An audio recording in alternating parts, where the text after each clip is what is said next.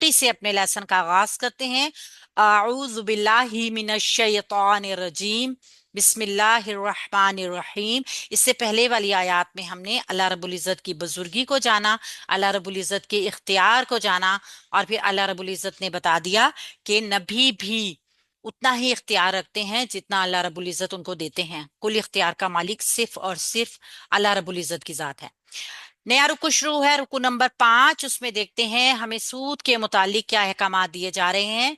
तो आयत नंबर 130, या अय्युहल्लज़ीना, ए लोगों, आमनू, जो ईमान लाए हो, ला ताकुलू, ना तुम खाओ, अर्रिबा, सूद, अदआफन, कई गुना, मुदाआफतन, जो दुगने किए गए हों। ए लोगों जो ईमान लाए हो, कई गुना सूद ना खाओ जो दुगने किए गए हों। वत्ताकू, और तुम डर जाओ, अल्लाह, अल्लाह ताला से, लाअल्लकुम, ताकि तुम तुफलिहूना, तुम लोग कामयाब हो जाओ। और अल्लाह ताला से डरो ताकि तुम कामयाब हो जाओ। तो यहाँ पे क्या कहा गया? यहाँ कहा गया सूद से बचना है, सूद नहीं खाना। और सिर्फ अगर इस आयत को आप देखें ना, तो सिर्फ ये हुक्म नहीं दिया गया कि सूद नहीं खाना, बल्कि यहाँ पे अदआफम मुदाअफतन, ये एक खास जो है ना, ये पाबंदी भी दी गई है कि कई गुना जो दुगने किए गए हों ऐसा सूद भी नहीं खाना। इसको हम इंशाल्लाह ताला भी डिटेल में देखते हैं। ग्रामर से पहले इसको देखते हैं। या हरफे निदा है, अय्यु मुनादा है, हा तंबी के लिए आया है, ये निदा मुनादा बन गया। अल्लाज़ीना इसम मौसूल है, मारफा है, मबनी है, जमा का सीगा है, मुजक्कर भी है। आमनु फेले माजी, जमा मुजक्कर गायब, जो कि मौसूल का सिला बनेगा। जब हरफे निदा के साथ मौसूल सिला आते हैं ना, तो निदा मुनादा की सिफ्त बनकर आते हैं। एक चीज का हमेशा जहन में रखिएगा, जब कहीं और पे आपको मौसूल सिला नजर आएंगे ना शुरू में, तो वो तमाम उन चीजों को बन सकते हैं, जैसे मुब्तदा बन सकते हैं आपके हिसाब से ना, जो जो भी, क्योंकि मबनी होने की वजह से ये हर एक सिचुएशन में आ सकता है। पैकेट है ना एक सिला मौसूल। लेकिन जब ये निदा मुनादा के साथ आते हैं ना, अब देखिए, ए लोगों, जिन लोगों को बुलाया गया है ना, उनकी सिफ्त क्या है? वो ईमान लेकर आए हैं, ईमान वालों को बुलाया गया है। तो फिर ये निदा मुनादा की सिला मौसूल जो होगी सिफ्त बनेगी। ठीक है, मौसूल सिला यहां सिफ्त बन गया निदा मुनादा की। ला ताकुलू, ना तुम खाओ, ला लाए नहीं है जो मुजारा को मजजूम करेगा। अ, मुजारे को मजजूम करने वाले कितने अल्फाज हम जानते हैं? लम, लम्मा, लामे नहीं, या ये लाए नहीं, लामे अमर, जो मुजारे को मजजूम करता है, और हरफे शर्त, ये तमाम चीजें मुजारे को मजजूम करती हैं। अगर तो अफ़ाले अरबा हों तो उनकी मजजूमियत, यानी कि उनका मजजूम होना, जज़म नजर आएगी। ये चूंकि ताकुलू फेले अमर जमा मुजक्कर हाजिर का सीगा है, यानी हुक्म दिया जा रहा है कि ना तुम खाओ। फेल तो ये नहीं का रहेगा ना, मना किया जा रहा है किसी काम से, लेकिन सीगा जमा मुजक्कर हाजिर का है। अच्छा, मना उन लोगों को भी नहीं किया जा सकता है जो मौजूद नहीं है। ठीक है, हमजा काफ लाम इसका रूट वर्ड है। अर्रिबा, ये राबा हमजा रूट वर्ड के साथ मंसूब इसम आ गया, जो हमारे पास जो ताकुलू फेल के लिए मफूल बनेगा। अब यहाँ पे अदआफम मुदाअफतन, मुरक्कबे इजाफी का पैटर्न आ गया। कई गुना, कई गुना भी कौन सा? जो दुगना किया हुआ होगा। तो ये मुरक्कब इजाफी भी हैं। अगर हम इनके एराब देखें, तो अदआफन जो है, इसमें कोई ऐसी चीज नजर तो नहीं आ रही जो मोनस हो, ये मोनस है। ठीक है, इसमें अलामत मोनस की नजर आ रही है। उसके अलावा ये क्या है? ये दोनों ही वाहिद है। तो ये कई गुना दुगने किए हुए मुरक्कब तौसीफी बनकर भी सिफ्त आ जाएगी। किसकी सिफ्त होगी? ये सूद की सिफ्त होगी, और मफूल भी होगा। ठीक है, ताकुलू फेल का। सूद कैसा है? जो कई गुना, यानी जो कई गुना जो दुगने किए हुए हों। वत्तकू, और तुम डर जाओ। अच्छा, द्वाद आइन फा ही इसका रूट वर्ड है, द्वाद आइन फा ही इसका रूट वर्ड है। वत्तकू, और तुम डर जाओ, वाव हरफ अतफ है। उत्तकऊ फेल मुजारे जमा इत्तकऊ फेल मुजारे जमा मुजक्कर हाजिर का सीगा। हमने इसको हमजा के साथ क्यों पढ़ा? हमजा एक हर्फ हो गया, ता इसके अंदर एक साकिन भी है ना, तशदीद है, दूसरा हर्फ हो गया। اور تیسرا حرف کیا تھا؟ تا، جس کے اوپر زبر تھی. تو اگر تیسرے حرف کے اوپر زبر یا زیر ہوگی تو ہم کیا کریں گے؟ حمزہ وصلی کو ہمیشہ زیر دیں گے. تو یہ کیا ہے؟ اتقو، تم ڈر جاؤ. واو قاف یا روٹ ورڈ کے ساتھ فعل امر جمع مذکر حاضر. اللہ، اللہ تعالی سے. مفعول آ گیا فعل اتقو کے لیے. تو یہ فعل اور مفعول اور فاعل اس کے اندر موجود، جو کہ انتم کی ضمیر ہے. تو یہ پورا ایک جملہ فعلیہ مکمل ہے. تم اللہ تعالی سے ڈر جاؤ. لعلکم، لعل اس میں جو یہ ہے حرف ناصبہ ہے، مشبہ ہے بالفعل ہے، اور کم اس کا اسم لعل ہے. اور تفلحون فعل مضارع جمع مذکر حاضر کا صیغہ. فا لام ہا روٹ ورڈ کے ساتھ خبر لعل. تو لعل اپنے اسم اور اپنی خبر کے ساتھ مل کے جملہ اسمیہ ہی ہوگا. ٹھیک ہے، تاکہ تم کامیاب ہو جاؤ. یہاں اللہ رب العزت نے جو سود سے منع کیا، ایمان والوں کو آواز دے کے ندا منادا کے ذریعے مخاطب کر کے کہا کہ تم سود مت کھاؤ. اچھا کافی تھا نا یہی کہہ دیا جاتا، اے ایمان والوں لا تأکلوا الربا، مت کھاؤ تم سود. یہ صفت کیوں دی گئی ہے؟ اصل میں یہ قید ہے. اس قید کا مقصد کیا ہے؟ کہ یہاں پہ مقصد یہ نہیں ہے کہ اسلام میں سود کے اوپر سود، اس کے اوپر سود منع ہے، بلکہ یہ قید ایسی ہی ہے کہ جیسے کوئی ایک پکچر پیش کی جاتی ہے نا، کوئی ایک تصویر، اور اس کے گھناؤنے پن کو ظاہر کرنے کے لیے مثال دی جاتی ہے کہ یہ کتنا برا ہے. تو یہ ایک اظہار کا طریقہ ہے یہاں پر. یا مقصود کیا ہے کہ حال کی تصویر کو دیکھتے ہوئے نا اس کے نفرت انگیز ہونے کا اظہار کیا جائے اس سے. تو یہ قید میں بلاغت کا ایک نقطہ بھی ہے کہ جہاد کے سلسلے سے انفاق کا بھی ہے. مثال کے طور پہ آپ دیکھیے کہ یہ سود خوری کی ممانعت تو ہے ہی، لیکن اس کی نوعیت کیا ہے کہ مسلمانوں کو اس راہ میں مسابقت یعنی ایک دوسرے سے سبقت نہیں لینی چاہیے. یہ ہمیں پیغام دیا گیا ہے. گویا اہل ایمان کے لیے مقابلہ اور سبقت کا میدان اگر ہے تو کیا ہے؟ تقوی ہے، نیکی ہے، جس میں بڑھ کر ایک دوسرے سے بازی لے کر جانی ہے. صدقہ ہے، خیرات ہے، انفاق ہے. سود ایسی چیز نہیں ہے جس میں ایک دوسرے کے ساتھ باغی مطلب یہ ہے کہ بڑھ چڑھ کے حصہ لیا جائے. تو اللہ رب العزت نے یہاں پہ کیا کہا گیا ہے کہ ایک دوسرے سے سر دھڑ کی بازی نہ لگاؤ کہ اگر اس نے اتنا سود لیا ہے ہم اس سے زیادہ سود لیں گے. کہ عربی زبان کا جن لوگوں کو کچھ ذوق ہے نا وہ اندازہ بھی لگا دیں گے کہ سود خوری کا میدان میں مسابقت نہیں ہونی چاہیے. اور کچھ اس کے بارے میں یہ بھی کہا جاتا ہے محققین کے حساب سے کہ جو اس ٹائم پہ جو غزوہ ہوا نا، جو غزوے کے حالات ہمارے سامنے آئے، غزوہ احد کے حالات تھے، اور پھر ہم نے دیکھا کہ کیا وہاں پہ صورتحال پیش آئی تھی. تو محسوس ایسا ہو رہا ہے کہ درے پہ جہاں پہ کچھ لوگوں کو مخصوص کیا گیا تھا نا کہ یہاں سے آپ لوگوں نے جانا نہیں ہے، تو جو تیر انداز یعنی 50 تیر اندازوں میں سے 35 اپنی جگہ جو چھوڑ کر چلے گئے تھے، ان کے تحت شعور میں مال غنیمت کی کوئی طلب ضرور تھی جو کہ ہونی نہیں چاہیے تھی. اس حوالے سے سود خوری کے بیان کی فوراً مذمت کی گئی ہے کہ یہاں بھی یہ بھی انسان کے اندر مال اور دولت کی حوث پیدا کرتا ہے نا، اور محبت پیدا کرتا ہے، جس کی وجہ سے انسان کے کردار میں خلا آ جاتا ہے، جس کی وجہ سے انسان بہت بڑے بڑے نقصانات بھی اٹھاتا ہے. تو اس طریقے سے دونوں طریقے سے اسے مشابہ کیا جا سکتا ہے.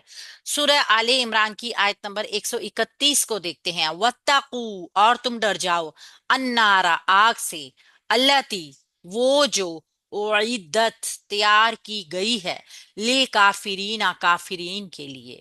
اور تم ڈر جاؤ اس آگ سے جو کافروں کے لیے تیار کی گئی ہے. استغفر اللہ. یہاں پہ پھر اہل ایمان ہی کو کہا گیا ہے کیونکہ کافروں کے لیے تو ہے ہی آگ. وَاتَّقُوا، واو حرف عطف ہے، اور اتقوا فعل امر جمع مذکر حاضر کا صیغہ. واو قاف یا اس کا روٹ ورڈ ہے. ڈر جاؤ، باز آ جاؤ، پیچھے ہٹ جاؤ. النارا، آگ سے. آگ کیا ہے؟ منصوب اسم ہو کے مفعول آ رہا ہے.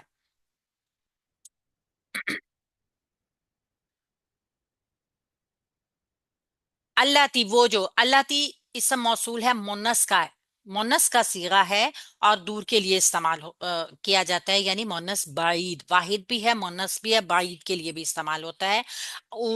اعدت فعل ماضی مجہول، فعل ماضی مجہول کو لایا گیا ہے، یعنی کہ وہ جو تیار کی گئی ہے، آگ کی طرف اشارہ ہے نا، انار کی طرف، وہ جو تیار کی گئی ہے، للکافرین کافروں کے لیے، تو اعدت آئن دال دال روٹ ورڈ کے ساتھ فعل ماضی مجہول واحد منس غائب کا صیغہ، للکافرین، لی حرف جر، الکافرین مجرور، مرکب جاری متعلق ہو جائے گا اعدت فعل کے، تو یہ جملہ فعلیہ بن جائے گا۔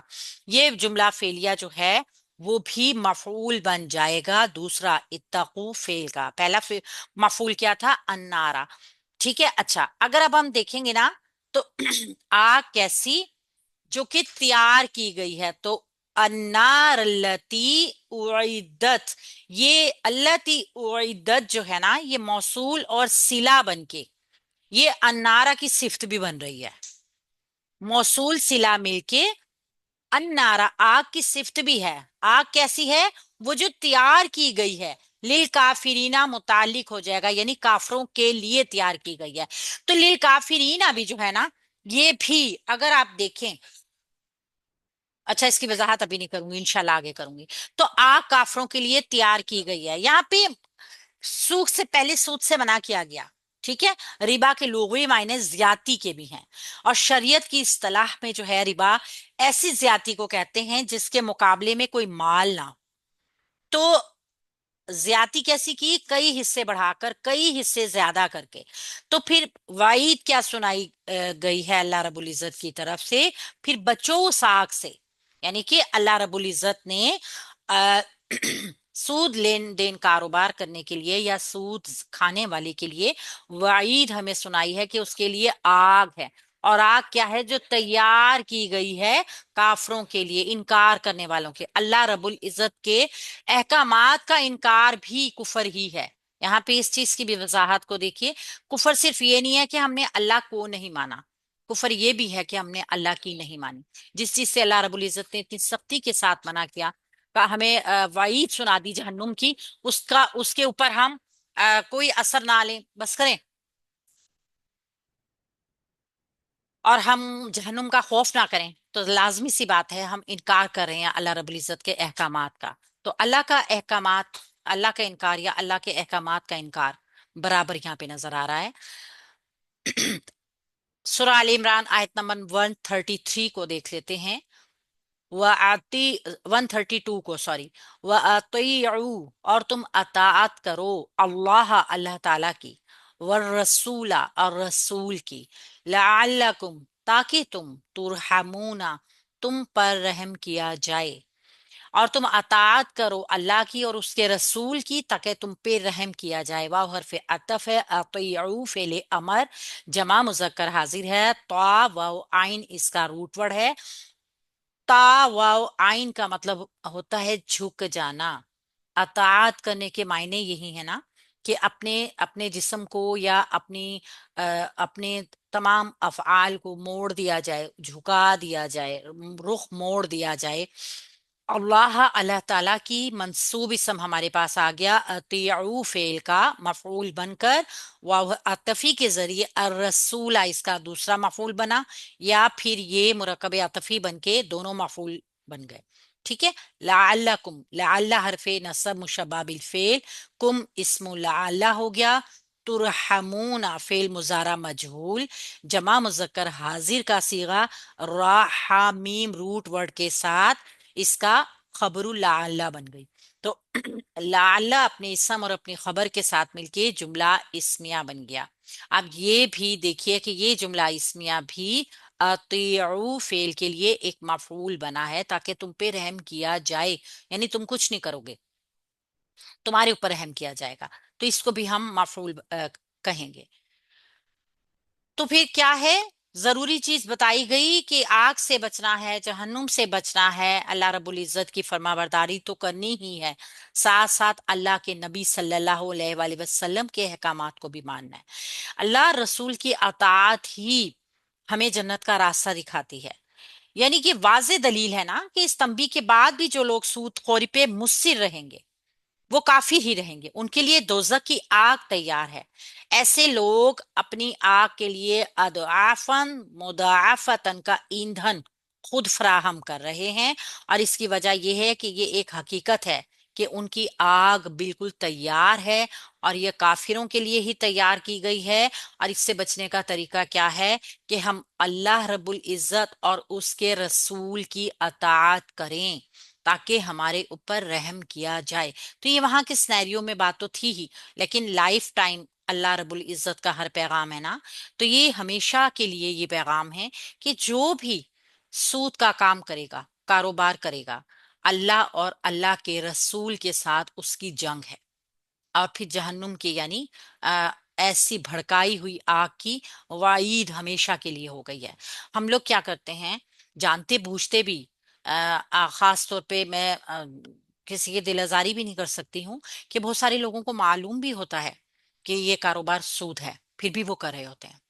مثال کے طور پہ کسی کو، اپنے رشتہ داروں میں سے ہی کسی کو پیسے دے دیں گے کہ بھی اس کا انٹرسٹ ہمیں دیتے رہنا، اور اپنا اصل رقم جو ہوتی ہے وہ محفوظ رکھتے ہیں۔ تو یہی سود ہے۔ کام، کاروبار، تجارت میں اور سود میں فرق یہ ہے کہ کاروبار جو ہے وہ نفع نقصان دونوں شرائط کے ساتھ ہوتا ہے۔ جب آپ نفع کے بھی ذمہ دار ہوں تو آپ ساتھ نقصان کے بھی ذمہ دار ہوں، تب آپ کا وہ پیسہ حلال ہے۔ لیکن ایسا پیسہ جس میں نفع کا تو چانس ہے لیکن نقصان کا 1% بھی نہیں چانس، تو وہ سود ہے۔ کسی کو آپ نے دیکھیے نا، قرآن نے ہی ہمیں بتایا کہ گروی رکھنا بھی، اگر آپ کے پاس کوئی مال نہیں ہے آپ گروی بھی رکھ کے کوئی رقم لے سکتے ہو۔ آپ کوئی کام ایسا کر سکتے ہو کہ چلے میری یہ چیز لے لیں، مجھے اتنی مدت کے لیے پیسے دے دیں، اس پیسے کو آپ خرچ کر لیں، جب اتنا ہی پیسہ آپ کو واپس دیا جائے آپ اس کی وہ چیز دے دیں۔ لیکن اگر آپ یہ کہیں کہ آپ کی چیز بھی میں اپنے پاس رکھوں گا جو کہ 100 روپے کی ہے، اور پھر جب میں آپ کو یہ واپس کروں گا تو آپ کو مجھے 300 روپے یا 200 روپے یا 400 روپے دینے پڑیں گے، تو یہ سود ہو گیا نا اوپر کا، جس کے لیے آپ نے کوئی ایفرٹ نہیں کی، جس کے لیے آپ نے کوئی کام نہیں کیا۔ تو بہت شعور دینا ضروری ہے ہمارے ہاں اس چیز کا نا، کہ سود کیا چیز ہے۔ ہم اصل میں سود کو پروفٹ کے ساتھ مکس کر دیتے ہیں، تو یہ دونوں الگ الگ چیزیں ہیں۔ سود کی الگ ڈیفینیشنز ہیں، پروفٹ کی الگ ڈیفینیشنز ہیں۔ ان کو سمجھ لینا چاہیے بہت اچھے طریقے سے، تاکہ ہم اللہ اور اللہ کے رسول صلی اللہ علیہ وآلہ وسلم کے ساتھ جنگ میں شریک نہ ہوں۔